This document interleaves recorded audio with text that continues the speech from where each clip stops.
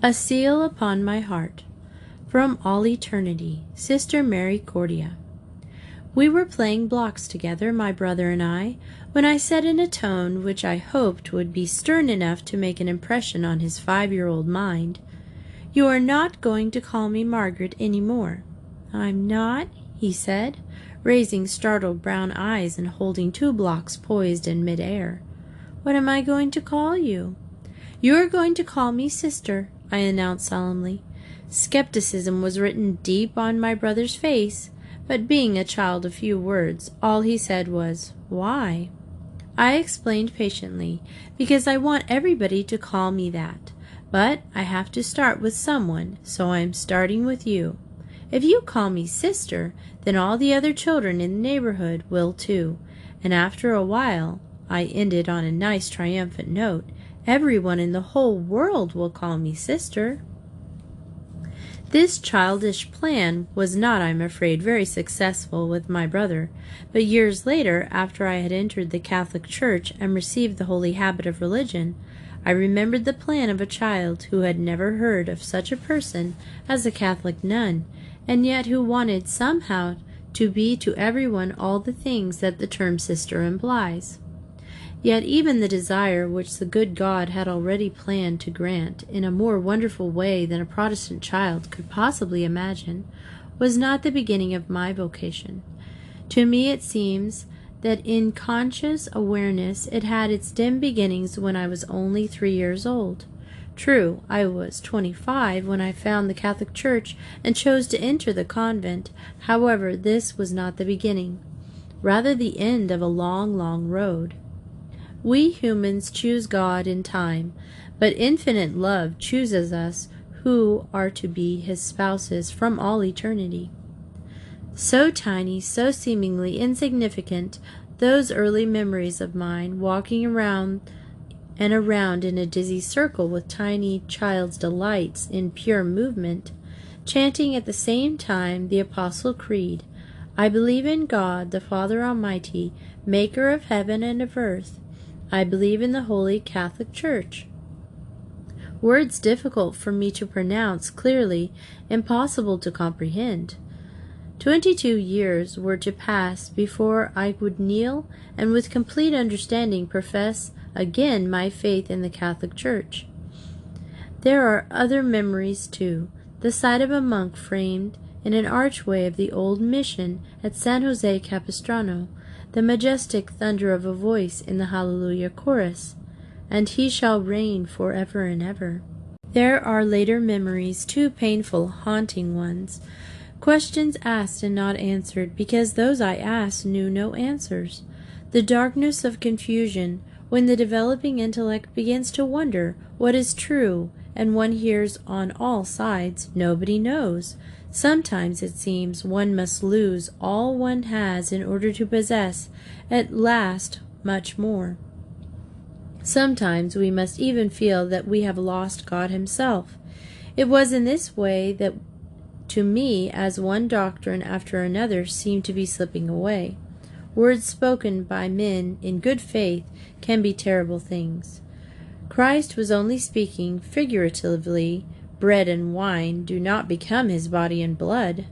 No angel sang when he was born. He was a great man, but he was not God. God permits us to remember such words all our lives, not that we may suffer again, as we did when we first heard them, but in order that we may pray for those who spoke them and who still walk in this darkness.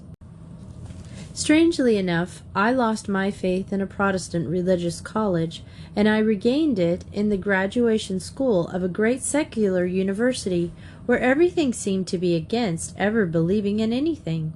Yet it was in this atmosphere of complete skepticism that I came to believe God again, the Father Almighty, in the divinity of his Son. Perhaps this seems like very little to be sure of, but it marked for me the beginning of the dawn. When I entered graduate school, I felt that I had very little faith, but in comparison with most of my companions, I had a great deal. In the long discussions which we frequently had, I usually found myself alone in arguing that man was not just an animal, that absolute truth did exist, and that morality was not purely subjective, and above all that there was a God. My friends regarded these antiquated notions with considerable tolerance, confident, no doubt, that I would soon come around to their way of thinking. It puzzled me greatly that so many people seemed not to want to believe in a personal God, that they did not feel they needed him. I wanted to believe that I wanted more than anything else to find the Father and his Son again. And then suddenly, when everything seemed very dark, all was changed. Just as a child knows that the sun is warm because he feels its heat, so I knew that there was a personal God because I felt his love. In my first months in the Catholic Church, I was frequently asked one question in tones varying from mild curiosity to something very like anger and resentment, asked by priests, Catholics, lay people, Protestants, and pagans. Why did you enter the Catholic Church? I was almost afraid to tell them the truth. It was so unlike what they were expecting. It would have been much easier if I could have said something like this: after long study of its doctrines, I am convinced that this is the true church. Or perhaps, I plan to marry a Catholic. Or even, I feel attracted by the beauty of the church with its music and art. However, none of these things was true. The only reason I stood one May afternoon at the door of the Catholic rectory to ask for instruction was that I believed with all my heart that Jesus Christ was present in the tabernacle of every Catholic church. Since only Catholics believed this, there was only one thing to do. I must belong to their church. During the days of instructions and reading in the great new field of literature that had suddenly opened to me, I learned the other things that Catholics believe, and I believed them too. I learned proofs and reasons which appalled to my intellect, and I realized how good it was thus to put one's foot on the foundation of knowledge. But without that first gift of faith which comes from God alone, no knowledge and no arguments are of any use. Sometimes one hears new converts complain about their bewilderment and loneliness during their first few months in the church. For me, there was only the joy of coming home, and the joy of reunion with God I had loved so much and thought I had lost forever. When I became a Catholic, I had learned, by one method or another, a great deal about the church, but I knew almost nothing about the religious life. I felt very shy on the few occasions I had to speak with nuns, and life in the convent, as I imagined it, had absolutely no attraction. I liked my work as a child psychologist, and with God, the world seemed a very wonderful place. A few days before my baptism, I assured my mother, "I have to become a Catholic because I believe it is the true faith, but you don't need to worry ever about my going off and becoming a nun. A convent is no place for me." Mother agreed and said she was glad I felt that way. But somehow she did not sound quite convinced that I could be trusted on this matter, and as it turned out, she was entirely right. My firm resolve to have nothing to do with convents lasted until the day of my first communion, and then disappeared completely and permanently. The evening of the most beautiful day of my life, I went around to the rectory to thank the young priest who had instructed me, and to pick up a few more bits of information. I had a secret, too, which I really meant to conceal, but much to my surprise it burst out. "Father," I said, "I know that I shall become a nun." Father controlled his facial expressions admirably, in view of the fact that it had been about 24 hours before that he had been pouring the water of baptism over my head. No doubt he thought many things about the unreliable enthusiasm of new converts, but he said nothing, and neither did I, having already said more than I wished. After all, there was nothing that could be said in words. That morning God had given himself entirely to me, and I knew that in return I must belong entirely to him. Instinctively I knew that the surest way to give myself completely to God was to enter the convent, although, since the idea did not greatly appeal to me, I had every intention of postponing the step as long as possible. Perhaps for the recent convert there is always a new brightness and a wonder in life. Certainly it was that way for me. The world had never seemed so lovely. As St. John of the Cross expressed in long ago, God himself was mine, and all for me, because Christ was mine, and all for me. Mine were the angels and the Mother of God. In all my joy I saw clearly that the cause of it all was hidden in the tabernacle, and I was drawn there as every possible opportunity. When my mother, to whom I had always been very close, followed me into the church, my happiness seemed complete. But lurking in the back of my mind was the thought that I must one day leave her, the children I was trying to help, and 100 less important things. I tried to reassure myself. After all, I thought, there is nothing I can do yet. No community in its right mind would ever consider one who has been in the church only a few months.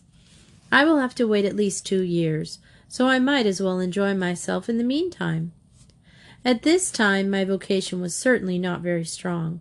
I longed for a closer union with God, and I felt that the way to that union was marked by the cross, but as yet I had no desire to sacrifice anything. I wanted to be a successful psychologist, get a Ph.D., in a year or so, wear pretty clothes, and above all, do my own will in all things. True, I wanted to enter the convent when it was possible to do so, but chiefly because I wanted to be close to God. To live under the same roof with our Lord in the Blessed Sacrament seemed to me, as it still does, the greatest joy that a human being could know on earth. I wanted that gift from God too, but I did not understand that there is a price to be paid. I had not yet learned the great joy of giving something to God in return for all that God has given me. Gradually, during the next few months, God put into my heart a desire without which perseverance in the religious life would be difficult, if not absolutely impossible. The desire to sacrifice and even to suffer for His sake. Before all I had wished was to be with our Lord. Now I wish to be in some small way like Him, even in His suffering. The thought of what my friend, already puzzled at my entrance into the Catholic Church, would say when I entered a convent had troubled me a little. Now I was quite willing that they should think me a fool. I had shrunk from leaving my mother alone now, because he had left his blessed mother. I would leave mine too. I had loved my own way. Now I wanted only his. I wanted the certainty of knowing God's will in little matters as well as great, and already I saw dimly that knowledge would be one of the greatest joys of religious life. For me, still ignorant of these joys, the great attraction in the convent lay in the fact that I expected it to provide the opportunity for sacrifice which my soul was beginning to demand. Now I felt an urgency that would not leave me. There seemed to be so little time. I wanted to leave the world quickly. 2 years seemed far too long to wait. Surely, I thought, it is God's will for me to enter a convent immediately. There must be somewhere in the world a community that will accept me. In my mind there was only one condition.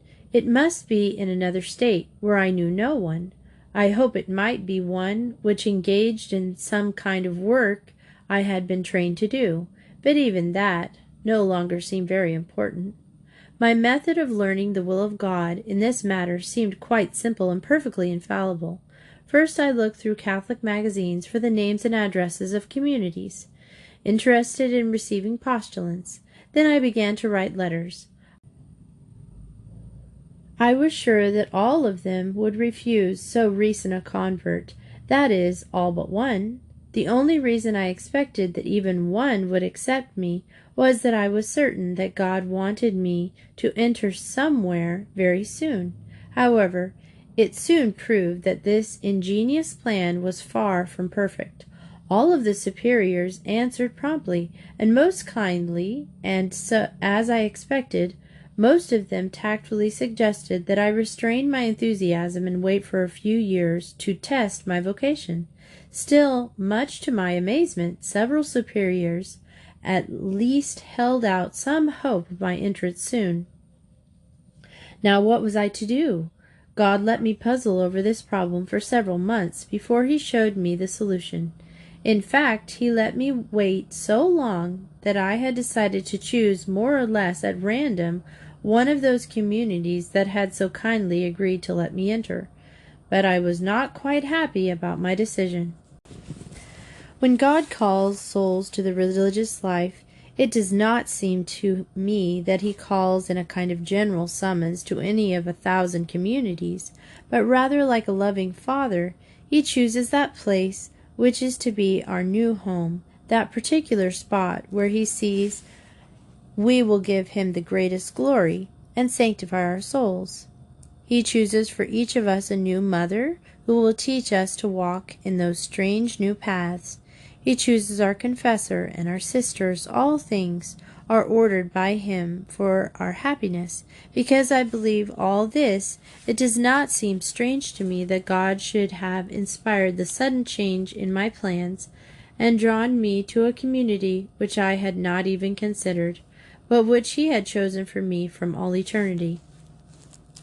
It was in the month of Our Lady that it happened, just as it had been in the month a year before that God had shown me his church.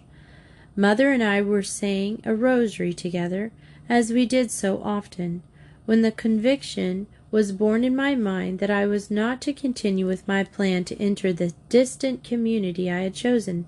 Instead, I was going to go back to the town where I had been instructed in the faith, to the sisters of the Presentation of the Blessed Virgin Mary.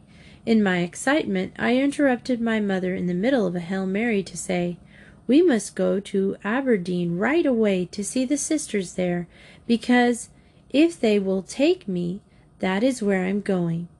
During the whole of her religious life, surely every sister, whatever may be her community, must praise and adore God for bringing her to that particular place where he wishes her to serve him. As for me, from the first moment in the convent parlor, as I waited to speak to the sister who was to be my new mother, I felt at home. Not that I wasn't a little bewildered and afraid, but underneath there was a kind of peace.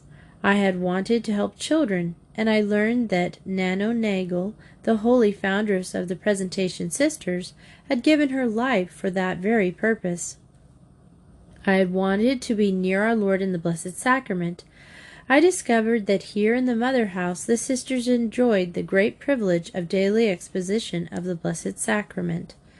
That's where they take Jesus out of the tabernacle. He's in the form of bread, and they pray and worship him.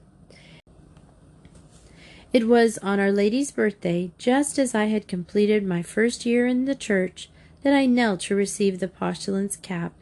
It is a simple ceremony, but one so beautiful that the memory of it does not fade even after the greater days of the reception of the holy habit and profession. Feeling strange and awkward in my new black clothes, lonely in spite of the sisters' friendliness, I knelt with the other postulants in the novitiate before the statue of the Blessed Mother. Suddenly I was afraid, terribly afraid. Did God really want me? Had I not been most presumptuous? What right had I to be here?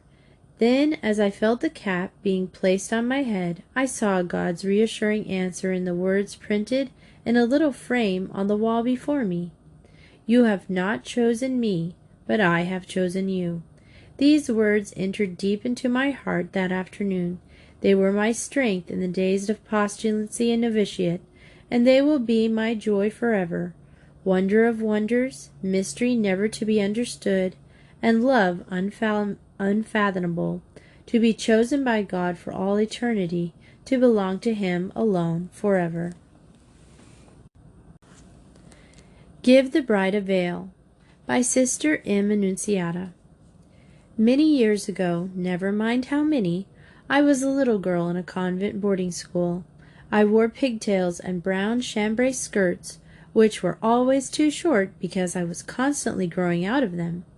I was very studious, very pious, and greatly interested in what was going on around me. I thought the nuns, our teachers, the loveliest people I had ever met, and more than once it crossed my youthful mind that it were well to remain among them always. This half-defined opinion I confided to Sister Patricia, the Irish lay sister who gave us meals. She was not too deeply moved. Then one day something happened. Because I had been reared in a rural section of the South, where my family were the only Catholics for miles around, my social activities had been limited. In such areas, as you may know, social life is clearly linked with church-going.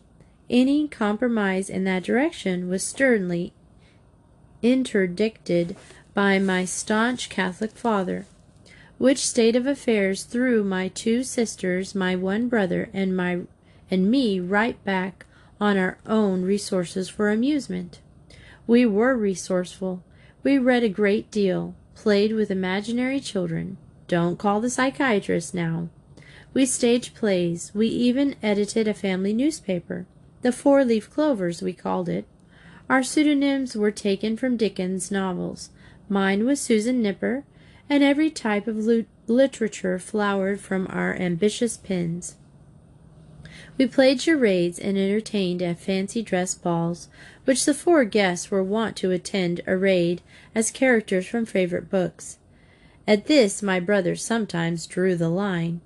It was a pleasant sort of life, but it left me a little one-sided. Boarding school routine was just what I needed to round me out. The girls there found me precocious because I could use long words and quite unending lines of poetry. But they had many things to teach me, I assure you, about the ordinary facts of life. Among the normal experiences I had missed were weddings. I had never seen one. True, I had read the savoured and lovely lines of Coleridge. The bride hath paced into the hall, red as a rose is she, nodding their heads before her goes the merry minstrelsy. But I had never seen one of these blushing beauties pace, and I was not at all sure of how the merry minstrelsy managed their nodding heads, which brings me right back to the story of my vocation. One day in the silence and decorum of our well-ordered school was disrupted by the news that the boarders were invited to a wedding in St. Patrick's Church. Yes. Could we go? Yes. All of us? Certainly. It would do us good. Be ready and in ranks of 10 rows. Oh, those ranks in which you walked, with the girls nearest your size, whether your tastes round counter or parallel to hers. Special seats would be reserved for us, students of St. Aloysius Academy. Excitement ran high throughout the day and night before fitful slumber. But at last the beautiful October morning dawned under those high blue skies that arched the hills and valleys of my native state. Long before 10 o'clock we had assembled. I can see it all now, and feel the ecstasy of it, the self-important altar boys lighting the candles, the nervous pastor making useless trips from church to sacristy, the pompous ushers wielding power, and the excited girls around me trembling with the bated breath that precedes a climax. Suddenly came a loud peal of organ. The bridal procession was advancing. I strained forward. First there was a youthful ring-bearer supporting a silken cushion, then the pretty bridesmaids, belighted in pastel shades and carrying roses. But I had no eyes for these. It was the bride that held me spellbound.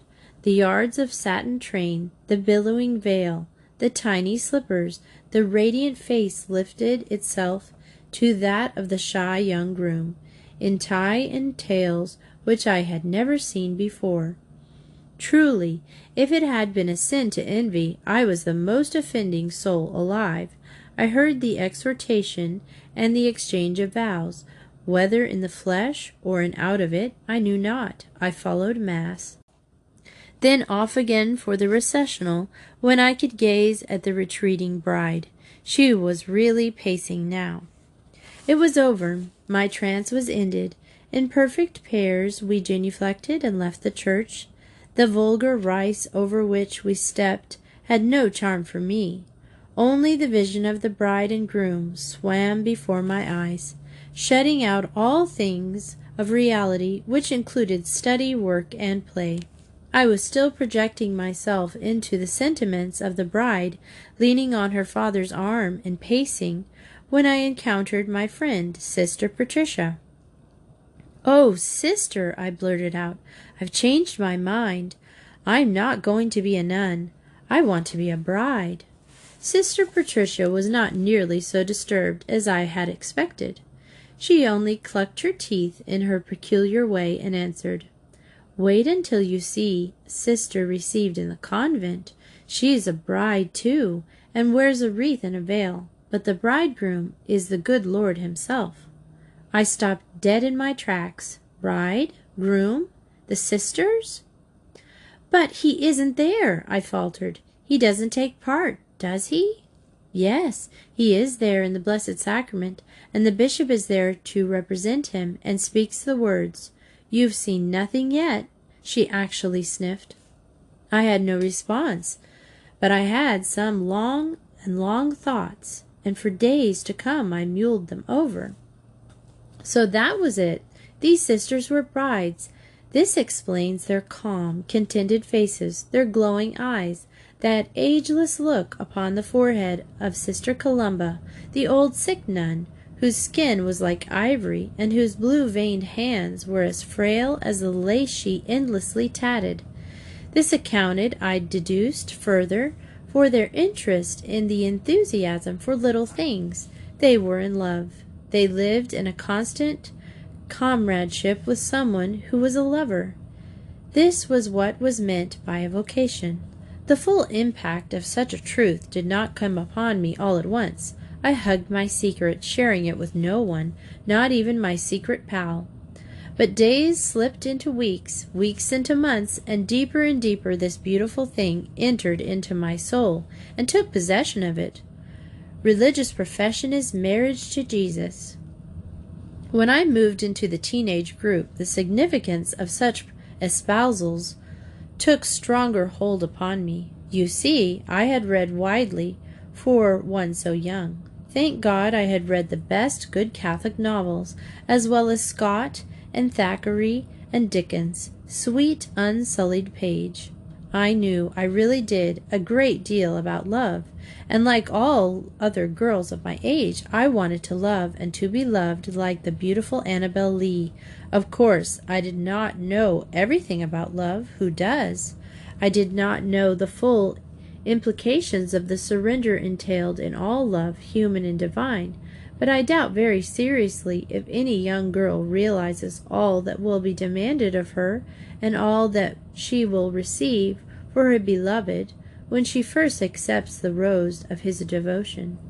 As the years went by, I learned more about the sisters, observing them as I did at close range. I saw their romance unfold before me. I became enamored of the idea of being a bride of Christ. I made no comparisons between him and earthly lovers.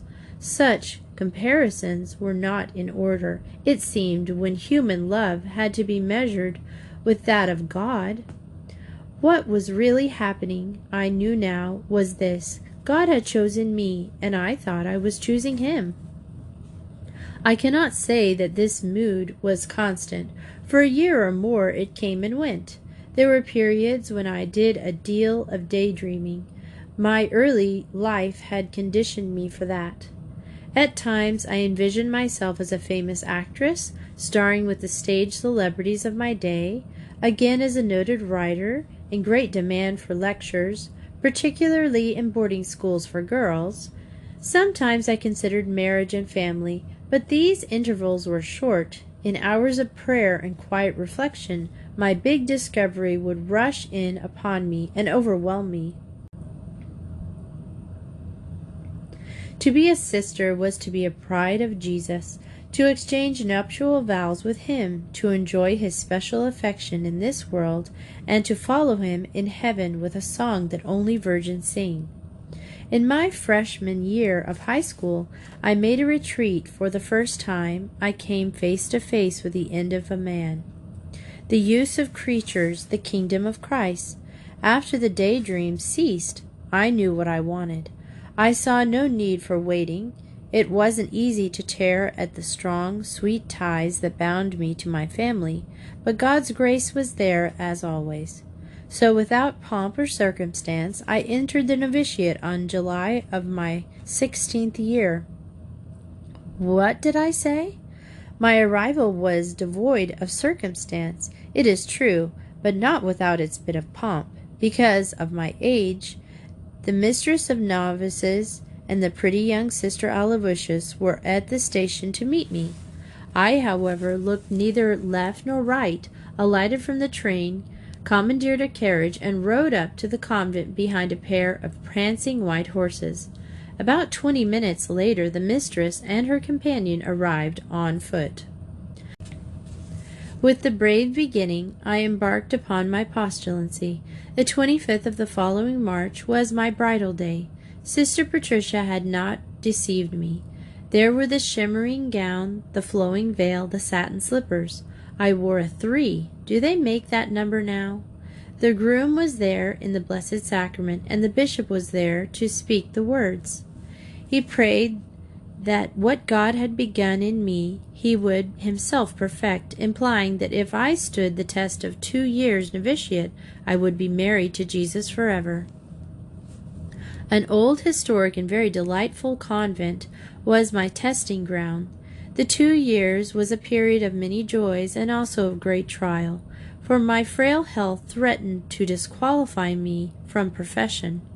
Our Lady of Lourdes, however, came to my assistance, healing my body and moving my superiors, I do believe, to accept me. It was a rich day in late August, my vow day. The summer sun had burned the leaves to crimson. I could see them through the window from my chapel stall. The flowers on the altar drooped with heat. The air was sweltering, but never a bride was nearer to heaven than the little one prostrate on the chapel floor, while the choir struggled with the weather and singing the Te Deum. This at last was the day I had longed for. It reached out and touched eternity, for the slender ring on the 3rd finger of my left hand kept telling me that I was espoused to him whom the angels serve, and whose beauty the sun and the moon admire. I belonged to Jesus, and no one could take him away. I think you would like to know how this marriage has lasted, how it has stood under the years. Has it held the level of high romance, or has it broken down under the strain of monotonous living? I can answer that one, because I am a teacher and have never experienced 2 identical days in a row. I don't know the meaning of monotony. But to judge the durability of my romance, I ask you to look at any happily married couple in the world. What do you think has happened to their love over a period of time? Do you think anyone, even they themselves, can tell you how it has grown and deepened? When and where? Always, everywhere, silently and imperceptibly, their love has grown richer with knowledge, deeper with suffering. Do you think your parents ever knew the depth of their affection for each other until they sat by your bedside through the long night watches, waiting for your fever to abate, or in some staggering sorrow gripped each other's hand in silent understanding? Happiness, too, has drawn them closer. Obstacles surmounted, success shared. Life together has welded their souls into one. So it is with the divine romance, groweth in knowledge and a quiet, steady advance in love.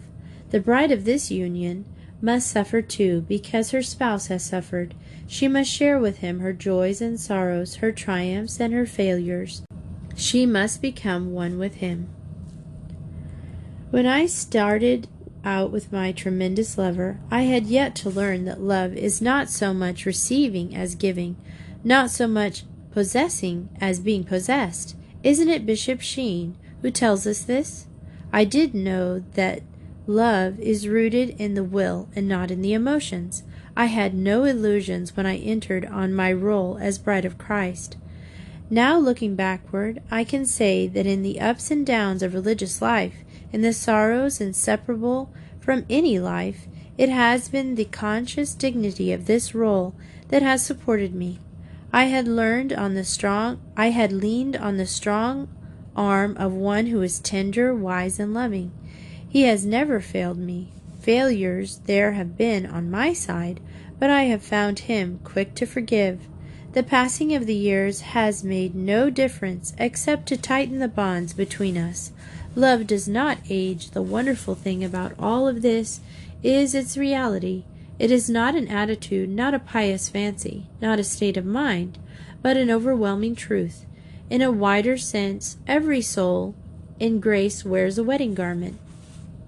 Every Christian can refer to Jesus as the bridegroom of his soul.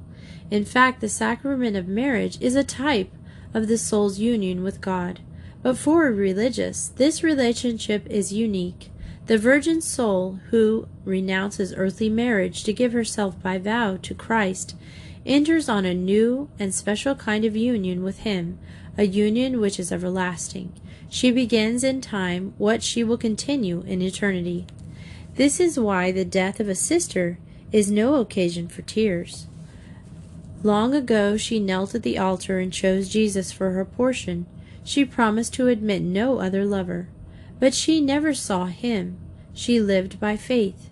Now death bends over to lift the veil of separation and bring the lovers face to face. This is the perfect wedding day. At such time I hug my secret as I did the day that Sister Patricia gave me the first inkling of it, many years ago. Sometimes these nuns are old, and disease has done its worst to them. To those on the outside it looks as if a very weak and tired old person is entering on the coast of peace and rest. But to us on the inside the air is bright with wedding bells. We know that after a long night of waiting, the day is at hand. Behold, the bridegroom cometh. Go ye forth to meet him. Lovely, isn't it? To enjoy an everlasting marriage feast for which you have been rehearsing all your life. And so my vocation was touched off by a wedding. I became a nun because I wanted to love and to be loved. With both experience, my cup has brimmed. In loving God, I have loved countless others who crossed my path as pupils, converts, or friends. They go on enriching me, for love's cycle is unending. Some there are who would say that at 16 I was too young to know the true meaning of love, but they, not I, have missed the boat. And if you do not believe that a girl of 16 is capable of great love, human and divine, ask our Blessed Lady. Only a little maiden, she was already deep in love with Saint Joseph when she was wounded by a white shaft of burning love of the Holy Spirit. Her surrender to the divine predilection echoes in these words, Behold the handmaid of the Lord, be it done unto me according to thy word. For her, too, Annunciation Day was bridal day.